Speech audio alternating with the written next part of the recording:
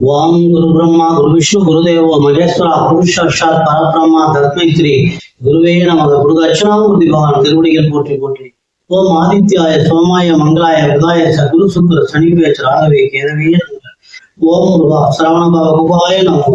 உலகெங்கும் வாழும் இனிய சகோதர சகோதரிகளுக்கு வணக்கம். நம்ம சேனலுக்கு ஆதரவு கொடுத்துட்டு வர எல்லா நல்ல உள்ளங்களுக்கும் நன்றி. இந்த பதிவுல நம்ம என்ன பாக்குறோம்னா 2025 மார்ச் மாதம் கும்ப ராசிக்கான மாத பலன்கள் பார்க்கிறோம். இந்த ராசி பலன்கள்ல ஏற்கனவே ராசியினுடைய அதிபதி நட்சத்திரனுடைய அதிபதியெல்லாம் ஏற்கனவே கொடுத்துட்டதுனால இப்ப நம்ம இந்த மார்ச் மாதத்துல கிரகங்கள் எங்கெங்க மாறி இருக்கு, நவகிரகங்கள் நமக்கு என்ன பலனை கொடுக்க போகுது அப்படிங்கிறதையும், கும்பராசியில் இருக்கக்கூடிய 3 நட்சத்திரங்களுக்கும் மார்ச் மாதத்திற்கு உண்டான சுப நாட்கள் எது, அசுப நாட்கள் எது, யோக நாட்கள் எது அப்படிங்கிறதையும் தனித்தனியே கொடுத்திருக்கிறோம். இந்த சுப அசுப யோக நாட்கள் அப்படிங்கிறது பொது பலன் அல்ல, உங்களுடைய நட்சத்திரங்களுக்கு உண்டான தனிப்பட்ட பலன்கள், தனிப்பட்ட நாட்கள். இதை நீங்க ஒரு பேப்பர்ல குறிச்சு வச்சுட்டீங்கன்னா நீங்க ஒவ்வொரு நாளும் இன்னைக்கு நமக்கு நாள் எப்படி இருக்கு, இன்னைக்கு இந்த வேலையை தொடங்கலாமா வேண்டாமா அப்படின்னு நீங்க ஈஸியா ஒரு முடிவெடுத்து உங்களுடைய காரியத்துல வெற்றி அடையிறதுக்கு இது ஒரு வழிகாட்டியா இருக்கும். அதனால குறிச்சு வச்சுக்கோங்க. வாங்க முதல்ல ராசி பலன்கள் போலாம். கும்ப ராசி நேயர்களே, உங்களுடைய ராசிநாதன்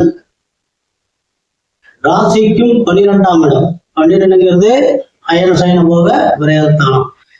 அப்ப ராசிநாதன் ராசியிலேயே ஆட்சியாகி மூல திரிகோணம் அடைந்து உங்களுடைய ஆட்சிக்கு 3ஆம் இடத்தையும் 10ஆம் இடத்தையும் பார்வையிடுறார். அப்ப 3, 10, 7 ஆகிய 3 இடங்களை பார்வையிடுறதுனால 7ங்கிறது சனி பகவானை உங்களுடைய ராசிநாதன் ஜீவனங்கிறதுனால, 3ங்கிறது தொலைதூர பயணங்கள், தைரிய வீரிய சகோதர ஸ்தானம், 7 அப்படிங்கிறது கலசஸ்தானம், கூட்டு தொழில், நண்பர்கள், வியாபாரம் என்று சொல்லக்கூடிய இடம் 7ஆம் இடம்.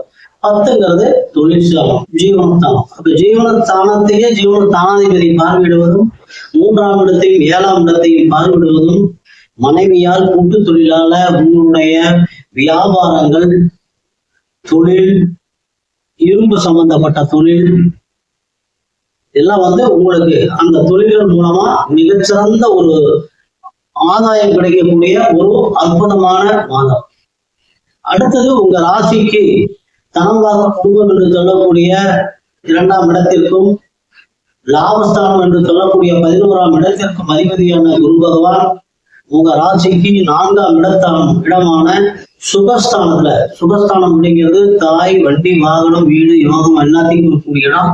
சுகஸ்தானத்தில் அமர்ந்திருக்கிறார். இப்ப 2ஆம் இடத்து அதிபதியும் லாபஸ்தானாதிபதியுமான தன லாபாதிபதி சுகஸ்தானத்தில் அமர்ந்திருக்கிறது ஒரு மிகச்சிறந்த ஒரு யோகம். நல்ல ஒரு தனவரவையும் குழந்தைகளால் உங்களுக்கு ஆதாயமும் கிடைக்கக்கூடிய ஒரு மாதம். அப்ப இந்த மாதம் நீங்க குரு பகவானை வழிபடுறது ரொம்ப ரொம்ப சிறப்பு. நவக்கிரகங்கள் இருக்கிற குரு பகவானை வழிபடுவது ரொம்ப சிறப்பு. அடுத்தது பாத்தீங்க அப்படின்னா உங்க ராசிக்கு 3ஆம் இடத்திற்கும் 10ஆம் இடத்திற்குமான 3, 10க்கு உண்டான செவ்வாய் பகவான் உங்க ராசியினுடைய 5ஆம் இடத்துல பூர்வமுனி உத்திரஸ்தானத்துல 3ஆம் இடத்துல அதிபதி இருக்காரு. அப்போ 5ஆம் இடத்துல செவ்வாய் பகவான் இருக்கிறது பூர்வீக சொத்துக்கள்ல வீடு, நிலங்கள் பாகம் பிரிக்காம இருந்தது அப்படின்னா அதுக்கு உண்டான நீங்க முயற்சி எடுத்தீங்க அப்படிங்கிறப்ப, ஏன்னா 5ஆம் இடத்துல இருந்து உங்களுடைய லாபஸ்தானத்தை செவ்வாய் பகவான் பார்க்கிறார். லாபஸ்தானத்தை செவ்வாய் பகவான் பார்க்கறதுனால இப்ப இந்த மாதிரி காலகட்டத்துல நீங்க அந்த பேச்சுவார்த்தை நடத்துனீங்க அப்படின்னா முழு வெற்றியை உங்களால பெற முடியும். அடுத்து உங்களுடைய சுக பாக்கியாதிபதி என்று சொல்லக்கூடிய சுக்கிர பகவான் 4ஆம் இடத்திற்கும் பாக்கியஸ்தானம் என்று சொல்லக்கூடிய 9ஆம் இடத்திற்கு அதிபதியான சுக்கிர பகவான் உங்க ராசிக்கு 2ஆம் இடத்துல உச்சமாயிருக்கிறார். வெறும் உச்சமாயிருந்தா ரொம்ப சிறப்பா இருந்திருக்கும். ஆனா வக்கரம் ஆயிட்டாரு. கூடவே உங்க ராசியினுடைய 5, 8க்கு உண்டான 8ஆம் இடத்துல ஆயுள் ஸ்தானம், திடீர் ஒம்பு வழக்கு திடீர் அதிர்ஷ்டங்களை கொடுக்கக்கூடிய இடம் 8ஆம் இடம். அப்ப 5, 8க்கு உண்டான புதன் பகவான் நீட்சமாகி 8ஆம் இடத்து அதிபதி நீச்சமாகிறது அப்படிங்கிறது ஒரு நல்ல விஷயம் தான். ஆனா வக்கரம் ஆயிட்டார், நீச்சமாகி வக்கரம் ஆயிட்டார். இதுல என்ன விசேஷம்னா 2 வக்கரமா இருந்ததுன்னா பலன்கள் எல்லாம் மாறி போயிடும். 2 வக்கர கிரகங்கள் ஒரு ராசியில் இருக்கிறப்போ அந்த வக்கரம் நிவர்த்தியாகி ஆட்சி பெறக்கூடிய ஒரு வலிமையை அது பெற்று விடுகிறது. அது கூட ஆசையை, பேராசையை, பிரம்மாண்டத்தை கொடுக்கக்கூடிய ராகு பகவானும் அங்கே இருக்கார்.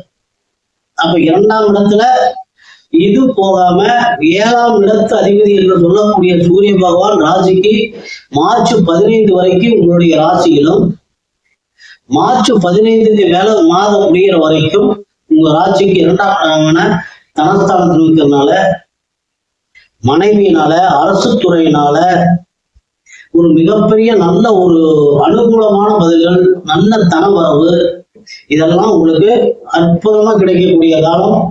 குழந்தைக்கு முயற்சி பண்றவங்களுக்கு, திருமணத்திற்கு முயற்சி பண்றவங்களுக்கு இன்னும் ஒரு அற்புதமான காலம். ஏன்னா 7ஆம் இடத்து அதிபதி ஒரு ராசியிலே இருக்காரு. இதுவரைக்கும் தள்ளி போய் திருமணம் ஆகலேன்னு நினைக்கிறவங்களுக்கு திடீர் திருமணம் ஆகிறதுக்குண்டான வாய்ப்புகள் இருக்கு. ஏன்னா 8ஆம் இடத்து அதிபதி 2ஆம் இடத்துல குடும்பஸ்தானத்தில் இருக்கிறார்.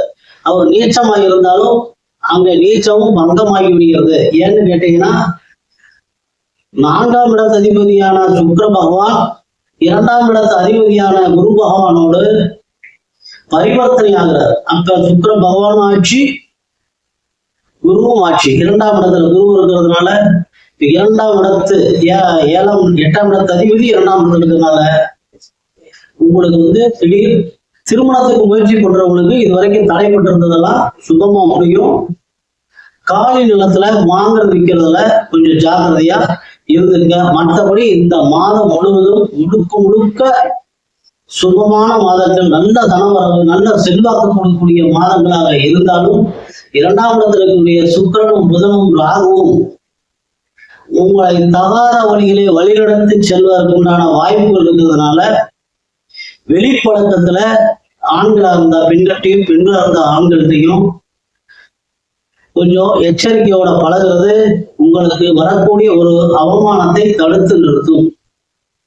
நீங்க கொஞ்சம் சற்று விழிப்புணர்வா இருந்தா போதும். இந்த மாதம் முழுக்க எல்லா கிரகங்களுமே உங்களுக்கு செல்வாக்கை கொடுக்கக்கூடிய அற்புதமான ஒரு மாதம் இந்த மார்ச் மாதம்.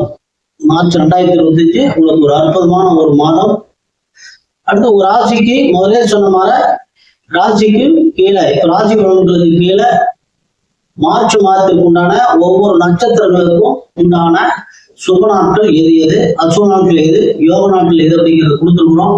நீங்க குறிச்சு வச்சுக்கோங்க, நல்லா பயன்படுத்திக்கீங்க. இது ஒரு நல்ல வழிகாட்டி அப்படிங்கிறனாலதான் நம்ம இதை கொஞ்சம் சிரமம் எடுத்துதான் நம்ம கொடுக்கணும். நம்ம எல்லாரும் பயன்படுத்தி நல்ல முறையில வேள்விக்கு வரணும் அப்படின்னு வேண்டி அடுத்த பதிவில் சந்திக்கிற வரைக்கும் எல்லாம் வல்ல எம்பெருமான் முருகப்பெருமான் உங்களுக்கு எல்லா வளங்களையும் நலங்களையும் வாரி வழங்க வேண்டும் என்று வேண்டி பதிவினை நிறைவு செய்கிறோம்.